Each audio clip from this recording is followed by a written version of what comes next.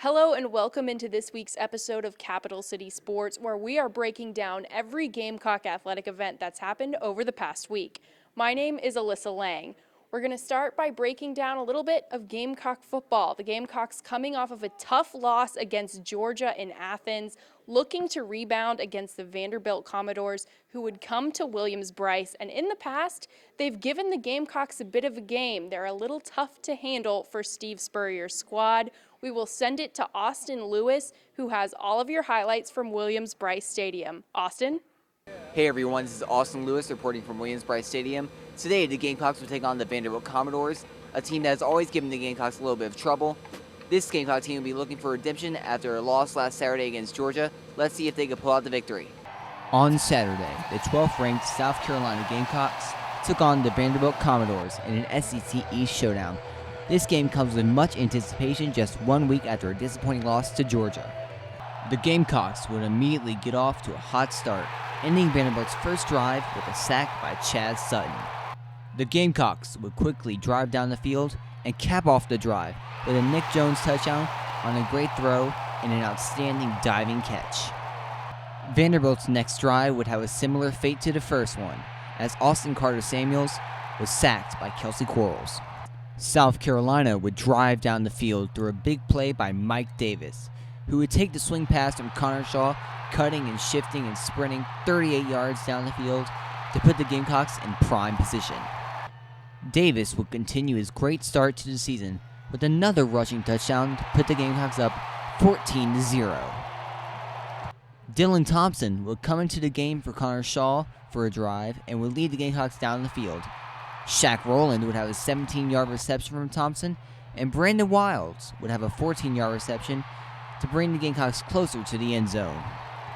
Dylan Thompson would do his best Connor Shaw impression and give the Gamecocks another touchdown with a 3-yard run into the end zone, putting the Gamecocks up 21-0. Vanderbilt would get nothing on their next possession, giving even more momentum to the Gamecocks offense. Connor Shaw to Bruce Ellington would be the dynamite connection, with a 39-yard reception to Ellington, and they would end the drive with a 26-yard touchdown on a great throw by Shaw, caught by Ellington. With the Gamecocks up 4 touchdowns, Dylan Thompson would come in on the next drive for the Gamecocks, and he would have his pass picked off by Stephen Clark, who returned 69 yards to the Gamecock 1-yard line and put Vanderbilt in the red zone.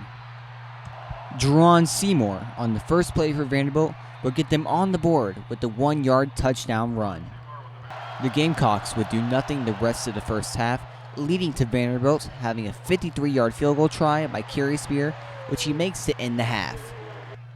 The Gamecocks would start off the second half carrying over their momentum from the first, leading to another big play.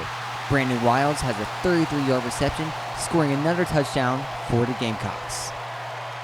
Vanderbilt, making a push down the field, will be stopped by the arms of Jadavion Clowney, who would sack Carter-Samuels and force a fumble, which would be recovered by Kelsey Quarles.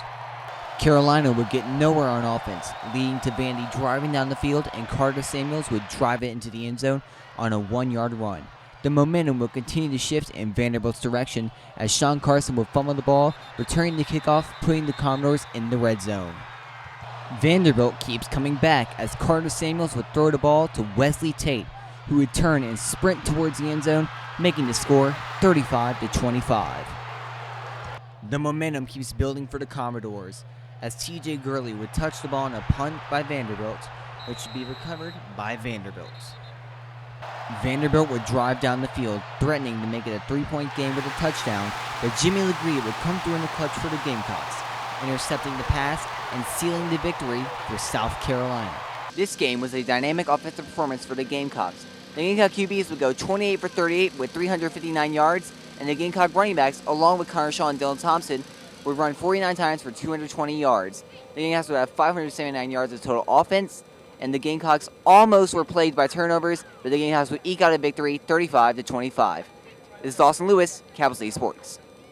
Thanks, Austin. Now we'll head over to Stone Stadium, where the Gamecock women's soccer team take on the ECU Pirates. They're looking to close out their non-conference schedule undefeated for the 3rd time in school history. Michael Duggins was there, and he has your highlights. Michael?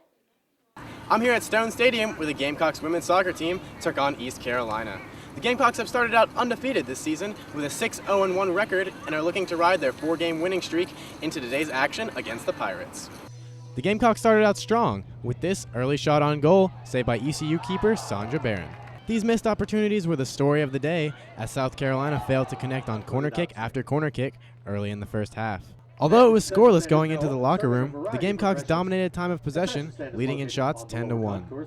The ladies looked to capitalize on some of these missed chances in the second half, like this shot, which looked to be the shot of the year if not for Barron, who was the one bright spot for the Pirates defense with 7 saves on the game. But the stellar goalkeeping would not last, as Krista Neary was named SEC Defensive Player of the Week for this shot, as she bends it from beyond the 18 and carries the Gamecocks to a 1-0 victory.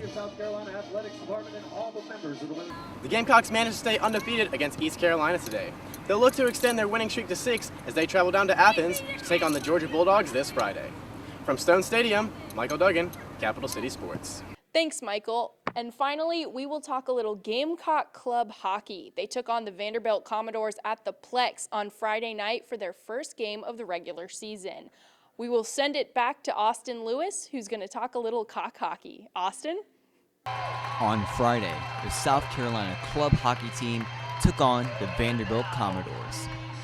Carolina wins the faceoff to start the game and would quickly get a goal in the first period scored by freshman forward Sterling Brown, putting the Gamecocks up 1-0. Just minutes after their first goal, Carolina would storm back with another goal by fellow freshman forward Mike Gannell, extending the Gamecocks' lead to 2-0. The Gamecocks hounded the Vanderbilt goal, getting off shot after shot, putting the Commodores under immense pressure. The Gamecocks continued their dominance in the first period with a stunning slapshot from freshman defender Jordy Lucas, giving the Gamecocks a 3-0 lead. Vanderbilt would stop the bleeding in the first period with a goal by senior forward Alan Leeser. This would not last for long, as the Gamecocks continued to bombard the Vanderbilt goal with numerous shots, then breaking down the Vanderbilt defense and scoring another first period goal, this one by another freshman forward Mike O'Donnell, putting the Gamecocks up 4-1. In the second period, Vanderbilt came out a changed team, getting off numerous shots on the Gamecock goal. The Commodores cut into the Gamecocks' 3-goal advantage with a gorgeous goal from distance by freshman defender Zach Satin. Vanderbilt will continue their comeback with a close-range goal by junior forward Zachary Karlinski, 4-3 at the end of the second period.